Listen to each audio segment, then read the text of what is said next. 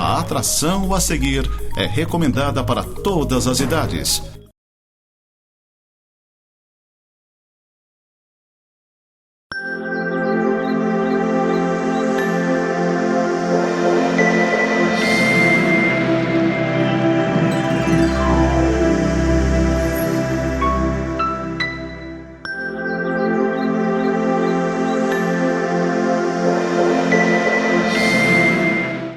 Graça e paz, queridas irmãs e irmãos. Estamos aqui novamente com o nosso programa Semeando para a Vida Eterna, um programa da Igreja Presbiteriana de Lages. Ali, no endereço na rua Coronel Fausto Souza, número 353. Temos os nossos cultos dominicais às 19 horas, a escola bíblica também, domingo às 10 horas. Você, telespectador que está nos ouvindo, através também do canal do YouTube, está convidado a conhecer a nossa igreja presbiteriana. Queremos fazer os nossos agradecimentos ao patrocinador deste programa, que é a Clínica Médica Odontológica Vida Nossa, uma clínica especializada em diagnóstico de imagens por ultrassonografia, através da doutora Vanessa Aleixo Gerber, que é médica radiologista, realiza os ultrassons de obstétrico, Doppler e geral. E também o Dr. Fernando Gerber, que é cirurgião dentista, realiza também o serviço clínico, geral e estético. Então, a eles o nosso agradecimento por estarmos aqui divulgando e colocando essa palavra preciosa através desse programa. Vamos então agora fazer a nossa oração. Oremos. Senhor Deus, nosso Pai, Senhor Jesus, nós te damos graças, te adoramos pela beleza da tua santidade e pela oportunidade de estarmos aqui neste programa. Já de antemão, pedindo para que tu possas conceder ricas bênçãos a esta operadora de televisão, através do seu sócio proprietário Alaircel e sua família, concedendo proteção, saúde e prosperidade. Também pedindo também a todos os nossos ouvintes nesse momento que sejam abençoados pela palavra que será colocada agora, que o Espírito Santo possa tocar o espírito de cada um, a alma de cada um, a mente de cada um, a fim de que sejam abençoados e também tocados na percepção da verdade, daquilo que realmente importa para o nosso crescimento e para a nossa salvação. Oro também pela nossa nação, pelo nosso presidente, pelas autoridades constituídas, seja no legislativo, no judiciário e no executivo. Senhor, te peço, através da tua soberana vontade, que tu possas estar à frente de todas as decisões que decidem pela justiça e pela paz da nossa nação. Sabemos que há muita contenda, muita desordem, mas tu é um Deus de paz e de justiça e te pedimos, meu Deus, para que manifeste toda a tua justiça em todos os âmbitos do governo de nossa nação, para que prevaleça sempre a tua justiça, a tua paz. Nós oramos em nome de Jesus. Amém. Bem, hoje eu estou sem acompanhante, não estou acompanhando, estou sozinho. Então vou fazer o programa pela primeira vez, né? E trouxe a palavra que eu tenho para vocês aqui, é uma palavra de esperança, uma palavra muito poderosa, e até é um livro de Romanos, onde o livro de Romanos é considerado o quinto evangelho, né? Tamanha o grau de revelação daquilo que Deus tem proposto para nós. Então vamos ler agora o evangelho do Romanos capítulo 8, versículo 18 até o 25. Vamos ler então?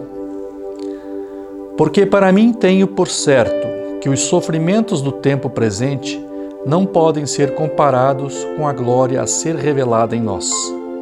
A ardente expectativa da criação aguarda a revelação dos filhos de Deus, pois a criação está sujeita à vaidade, não voluntariamente, mas por causa daquele que a sujeitou, na esperança de que a própria criação será redimida do cativeiro da corrupção para a liberdade da glória dos filhos de Deus. Porque sabemos que toda a criação a um só tempo geme e suporta angústias até agora.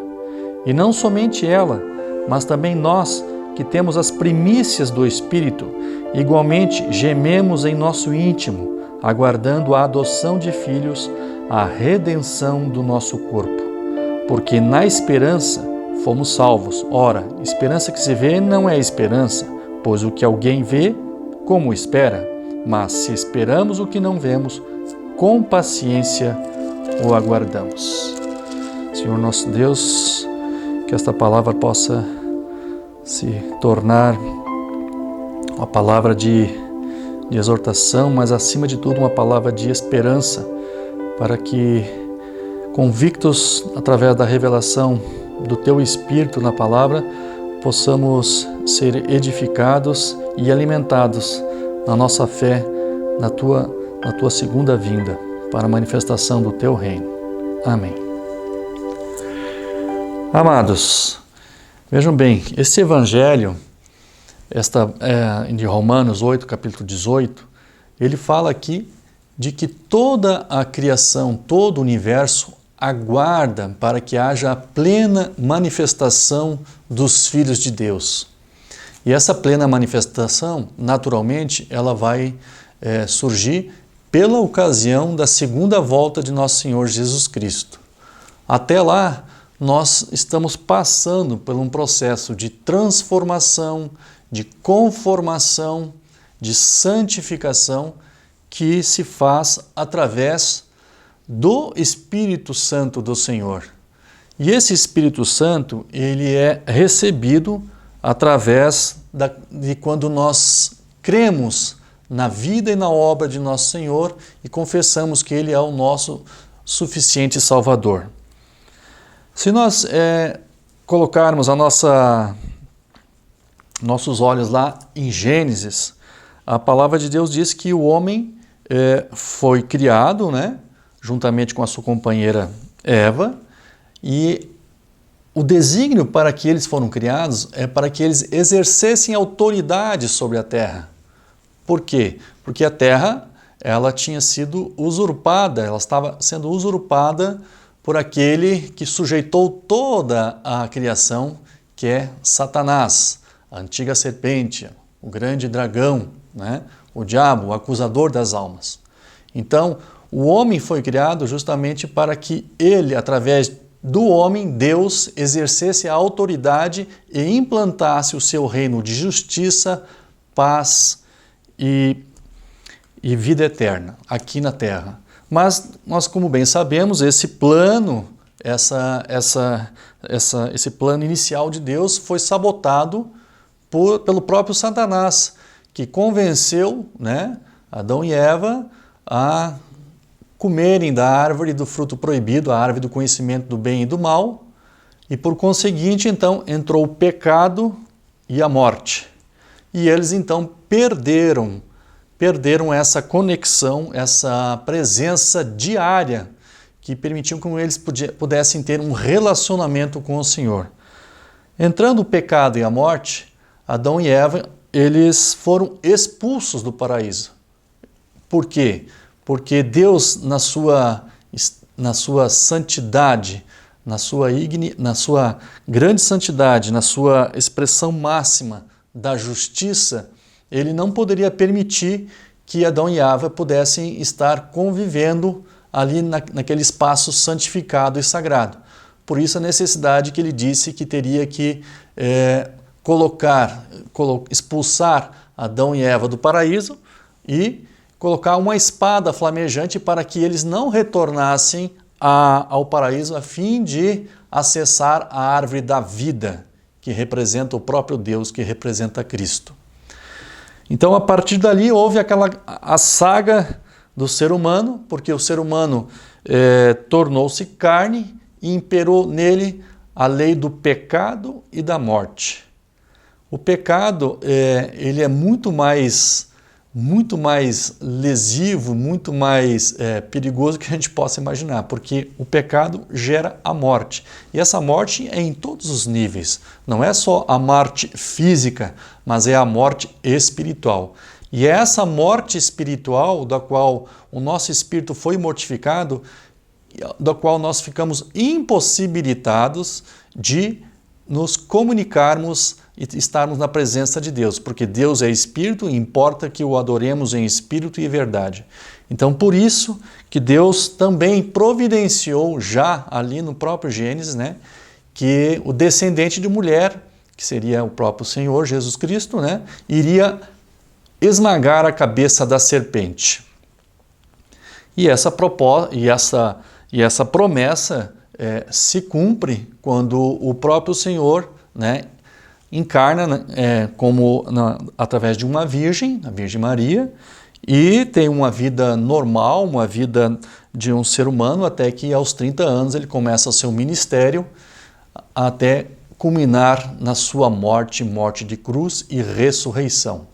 E a partir daí, então, o Senhor, quando ele morre e derrama seu sangue, o seu sangue nos redime, nos lava, nos purifica de todo o pecado, não só o pecado que foi cometido anteriormente e presentemente, como os pecados futuros, né? Até por ocasião da sua vinda. Então, esta redenção que o Senhor fez foi justamente de condenar o pecado na carne, porque quando nós pecamos, nós nos tornamos carne. E nos tornamos carne, nós sabemos, segundo lá no livro de Gálatas, que diz que o fruto da carne os frutos do pecado da carne é injustiça, é malignidade, é ira, contenda, ódio, prostituição, homicídio e por aí vai, né? Todas essas coisas que são blasfêmias, que são que corrompem a natureza santa de Deus, né?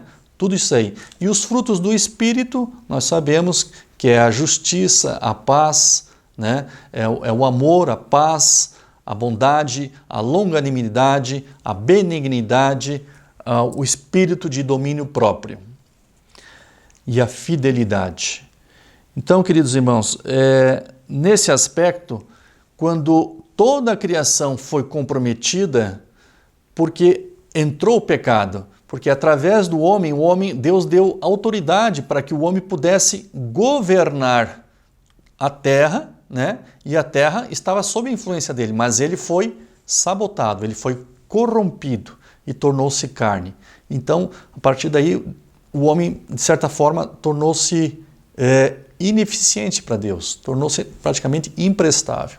Então, por isso, essa obra salvífica do Senhor, de Ele vir até a terra, tornar-se homem, morrer por nós e dar a sua vida. É interessante que esse processo de que quando o Senhor vem e nos toca e nos regenera através de que nós, a partir de agora, nós cremos e nos sintonizamos daquilo com que Ele fez, toda aquela obra na cruz, nós recebemos o Espírito Santo que nos regenera. Então, é esse Espírito que faz a obra de regeneração no nosso espírito. Acontece que o homem, ele é um homem tripartido, ele tem 3 partes. Ele tem corpo, alma e espírito. A parte da qual nós nos tornamos novamente filhos de Deus, novamente não, nos tornamos filhos de Deus, é a parte espiritual, onde nós recebemos a vida de Deus, a vida do nosso Senhor Jesus Cristo. Esta vida é que nos regenera e nos santifica e nos dá vida. E essa vida está no Espírito. Então nós nos tornamos um com o Senhor. Acontece que o homem ainda tem a parte da alma e do corpo que estão corrompidos. E justamente essa parte da alma e do corpo é que necessitam ser transformados, conformados, santificados, para que manifeste toda a plenitude do Espírito do Senhor. Se nós vermos lá no livro de Hebreus, o Hebreus capítulo 12, versículo 14, que diz assim: segui a paz com todos e a santificação, sem a qual ninguém verá o Senhor. Então, queridos irmãos, a parte da santificação, ela está relacionada à nossa alma, que ainda é caída, que tem todos os vícios da nossa trajetória da vida humana desde que nós viemos ao mundo até esse momento, e que ela precisa ser purificada, limpada, conformada, transformada, até chegar, como diz as Escrituras, na plena estatura, na perfeita varonilidade, né, do nosso Senhor Jesus Cristo.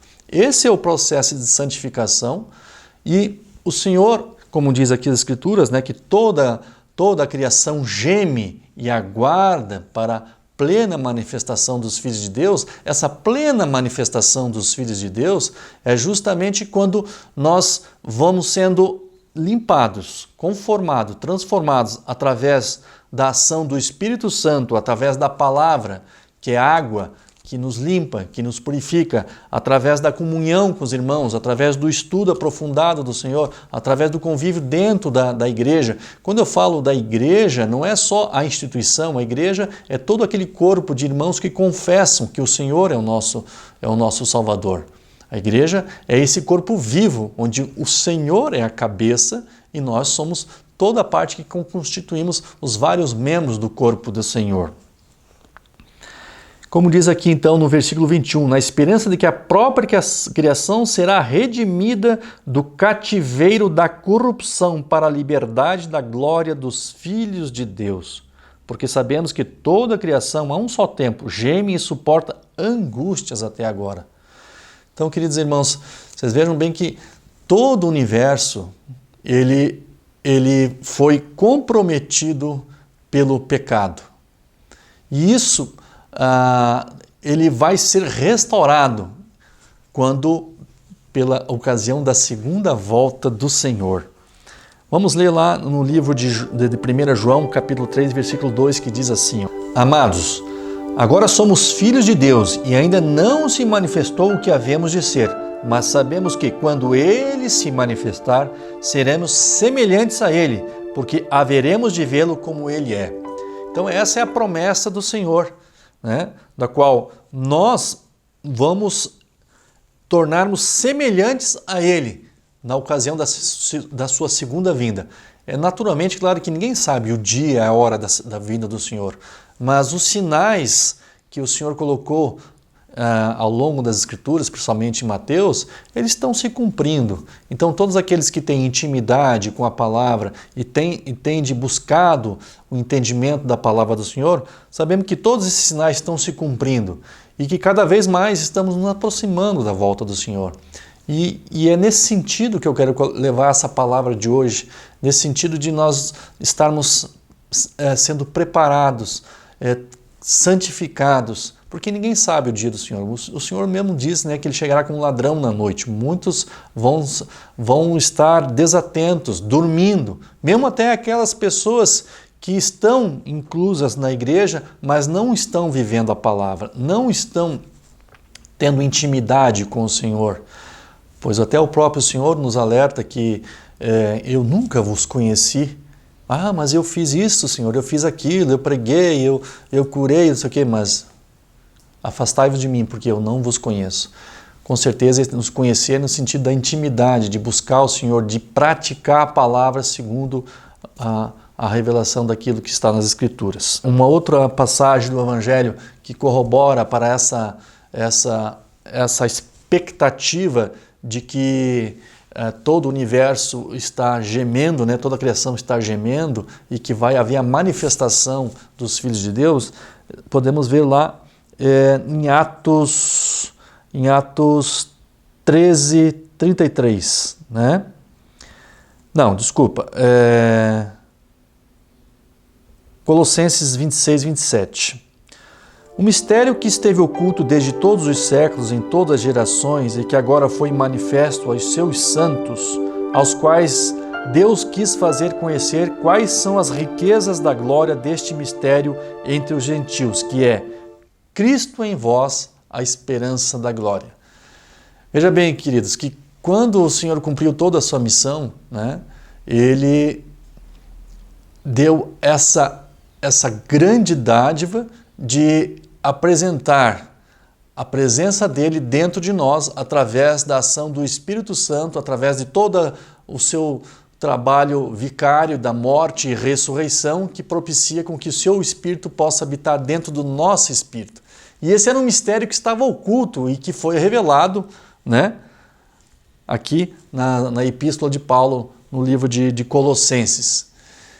E quando o Senhor voltar, essa ação da manifestação da glória de Deus e que vai ser implantado todo o reino dele aqui de justiça e paz, essa glória não vem só de fora, mas vem de dentro de nós, em nós, porque o Cristo está dentro de nós. E é esse Cristo que nos leva a sermos transformados, sermos conformados, santificados, até atingir a maturidade para que haja a plena manifestação dos filhos de Deus. É aqui que diz as Escrituras, né? A plena manifestação dos filhos de Deus. Então todo o universo aguarda isso. Ele geme, né? Não só o universo, mas o nosso próprio espírito geme. O nosso próprio espírito geme, porque esta é uma promessa e isto vai se realizar, porque a palavra de Deus é inerrante, ela é infalível. O que está aqui, ela vai se cumprir. Porque o próprio Senhor disse assim, né? Que quem quiser seguir após mim, tome sua cruz e renuncie a si mesmo. Esse renunciar justamente é esse trabalho de nós abrirmos mão de coisas que estão na nossa alma para que o Espírito do Senhor possa agir em nós. E para que o Espírito do Senhor possa agir em nós, nós temos que entrar no Espírito, ou seja, agir no Espírito, porque a carne não há bem nenhum que habita nela. Todos que estão na carne não podem agradar a Deus. É impossível agradar a Deus na carne, pois a carne é aquilo que gera todos aqueles frutos que nós ainda há pouco alencamos, né? Que é o fruto da discórdia, da ira, da contenda, da malignidade, da prostituição, da lascívia, da loucura, de todas as coisas que levam à corrupção da nossa alma e que nos leva à morte. É a lei do pecado e da morte. E o Senhor veio nos trazer a lei do Espírito e da vida. Essa lei do Espírito e da vida é a lei que suplanta a lei do pecado e da morte e que nos leva a manifestar a plena manifestação da glória de Deus que está aguardada naquele dia, que ninguém sabe a hora de, mas que nós estamos cada vez mais nos aproximando nesse dia. Por isso, queridos irmãos, eu quero fazer um desafio a você. Você que talvez não acredite em nada disso, né? Você talvez comunga de uma outra religião, eu quero te dizer que o Senhor Jesus Cristo, Ele é o Criador do universo, segundo a revelação da própria palavra de Deus. O universo foi criado pelo Senhor. Ele é todas as coisas que existem no universo foram criadas pelo poder da sua palavra. Ele é o Criador do universo, é Ele que criou as potestades, as dominações, tudo é dele, tudo foi criado por Ele e para Ele. E toda a verdade está em nosso Senhor. Então é tempo, amados, é tempo de buscarmos verdadeiramente aonde está a fonte de todo o conhecimento, a fonte de todo o bem, a fonte de toda a riqueza, porque as Escrituras dizem que no Senhor está a fonte de todas as riquezas de Deus. As insondáveis riquezas de Deus estão em Cristo Jesus, porque Ele é manso, Ele é humilde e o seu fardo é leve, porque o maior fardo Ele já carregou na cruz por você, por mim, por todos nós. Basta que você apenas creia e aceite e busque sinceramente de todo o coração aquilo que o Senhor tem reservado para nós, que é a manifestação do reino do Senhor. Essa manifestação do reino do Senhor, ela não está muito longe, embora que nós ainda aparentemente estejamos num mundo, aparentemente não, nós estamos num mundo extremamente maligno. A palavra de Deus diz que o mundo jaz no maligno, mas graças a Deus que aquele que está em nós é maior daquele que está no mundo. Por isso que nós rogamos a Deus para que esse Espírito do Senhor possa nos iluminar, nos purificar e nos preparar para a sua vinda, a fim de que estejamos prontos. Por isso, orai e vigiai, porque não sabemos o dia e a hora. Amém. A Igreja Presbiteriana do Brasil é fruto de uma ação missionária da Igreja Norte-Americana que enviou o jovem pastor Ashbel Green Simonton ao nosso país em 1859, com o profundo desejo no coração de apresentar o Evangelho da graça de Jesus aos brasileiros. Ao longo desses 160 anos de história, o ideal missionário tem se tornado realidade.